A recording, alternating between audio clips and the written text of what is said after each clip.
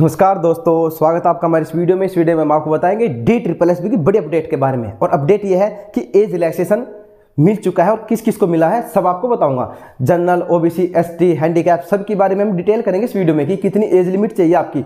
और सेकंड सबसे बड़ी मोस्ट इंपॉर्टेंट जो अपडेट आपके लिए वो ये है कि जो 40% का क्राइटेरिया था वो हटा दिया गया है। जी हाँ, पार्ट ए में से जो 40% का क्राइटेरिया वो रिमूव कर दिया गया है, वो हटा दिया गया है। लेकिन किस किस का हटाया है? क्या पीआरटी, टीजीटी, पीजीटी सब का हटा दिया गया है या किसी एक का हटाया है? यानी कि या सिर्फ पीआरटी का हटाया सिर्फ, या सिर्फ टीजीटी का हटाया या सिर्फ पीजीटी का हटाया है?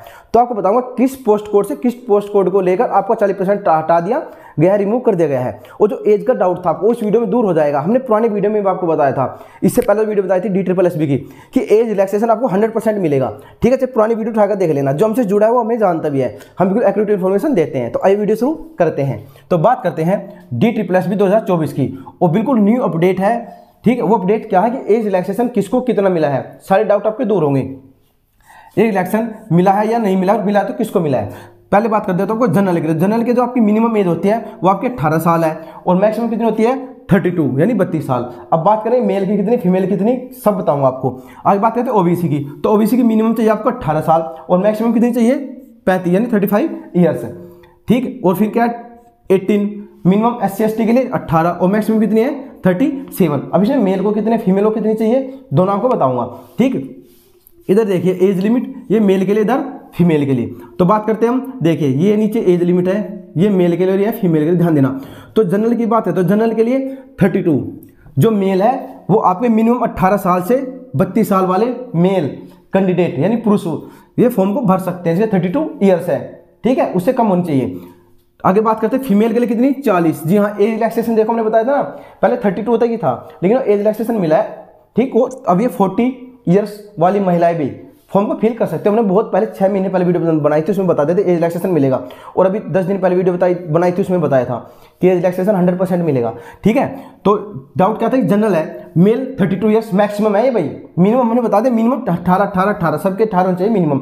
मैक्सिमम की बात है तो 32 ईयर्स तक मेल फॉर्म को भर सकते हैं, फीमेल 40 ईयर्स तक भर सकती है। आगे बात करते हैं ओबीसी की। तो ओबीसी कैंडिडेट है जो 35। एक ध्यान रखना यहाँ पर ओबीसी है ना, ये ओबीसी का मतलब ओबीसी सिर्फ दिल्ली वाले ओबीसी की बात करें, सिर्फ दिल्ली वाले। ठीक है, जो अदर ओबीसी है ना, जैसे यूपी के हैं, राजस्थान से है, हरियाणा से है, पंजाब से, कहीं से भी हो, वो ओबीसी दिल्ली में ओबीसी काउंट नहीं होगा। अगर आप दिल्ली में रह रहे हो, वहां का ओबीसी सर्टिफिकेट है, तभी आप ओबीसी में काउंट होंगे, वरना नहीं होंगे, आप जनरल में काउंट होंगे। ठीक है, तो ओबीसी, ये सिर्फ ओबीसी, ये ध्यान रखना जो सिर्फ और सिर्फ दिल्ली के ओबीसी है, अदर स्टेट के नहीं है। तो उसमें मेल के लिए 35, मिनिमम मैंने बता दिया 18, मैक्सिमम 35। ठीक है, फीमेल के लिए 43। ठीक है, तो देखिए बहुत अच्छा एज रिलैक्सेशन मिला है। जो ओबीसी महिलाएं हैं दिल्ली की, सिर्फ उन्हें 43 फॉर्म वाली भर सकती है। ठीक है, आगे बात करते हैं SC/ST के लिए 37, मेल के लिए 37 और फीमेल के लिए कितनी 45। आगे बात करते हैं फिजिकल हैंडीकैप होते हैं जो, जिनको प्रॉब्लम होते हैं शारीरिक भाई, उनके लिए जो मेल के लिए 42 और फीमेल के लिए कितना है 50। समझ गए ना। इन सब के लिए मिनिमम तो 18 साल है और मैक्सिमम मैंने मेल के लिए बता दिया और फीमेल के लिए लिखा इस तरह पे, आप स्क्रीनशॉट पे लेकर आसानी से देख सकते हो। ठीक है, अब बात करते हैं कि 40% जो क्राइटेरिया वो हट गया है पार्ट ए में। पार्ट बी की बात नहीं कर रहा हूं मैं, पता आपको, जैसे पीआरटीओ, टीजीटीओ, पीजीटीओ। पार्ट ए में आपको जनरल पार्ट आता है, उसमें आपकी Hindi, English, GS, math, reasoning, ये 5 सब्जेक्ट आते हैं। ठीक है, और फिर पार्ट बी होता है। तो पार्ट ए का हट गया 40%। वो किस किस का हटा बताता हूं आपको, देखिए यहाँ ध्यान दीजिएगा। For technical teaching post code 803/24 to 811/24। ठीक है, तो 803/24 और 811/24 इसका मतलब क्या है पोस्ट कोड, और कौन कौन से इसमें पोस्ट आते हैं बताऊंगा आपको। ठीक है, the mandatory minimum qualify marks for part A. देखिए, for technical teaching post code 803/24 to 811/24 the mandatory minimum qualify marks, जो जरूरी मिनिमम क्वालिफाई मार्क्स थे यानी अर्हता मार्क्स थे मिनिमम पार्ट ए के लिए यानी कि जनरल पार्ट के लिए, वो now will be applicable only for part B. वो सिर्फ और सिर्फ पार्ट बी के लिए एप्लीकेबल है, यानी कि जो 40% मिनिमम क्वालिफाई आपको मार्क्स चाहिए थे।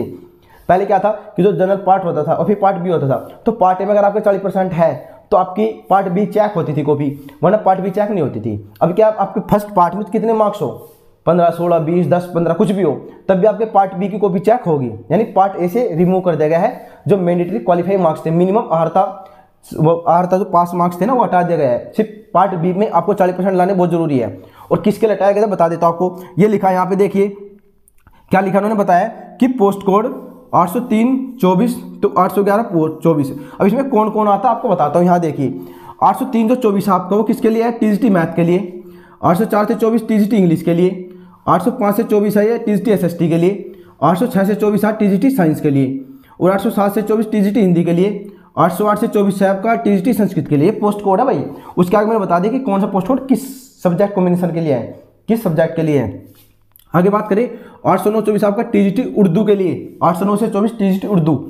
810 से 24 टीजीटी पंजाबी के लिए। 811 से 24 है टीजीटी ड्राइंग के लिए। यानी कि कुल मिला के बात यह है कि जो आपके टीजीटी था, ठीक है ना, जो आपके टीजीटी की अहर्ता 24 वो थी ना 40% वाली, वो टीजीटी की हटा दी गई है, ठीक है। यानी टीजीटी में आपको पार्ट ए में 40% लाना जरूरी नहीं है।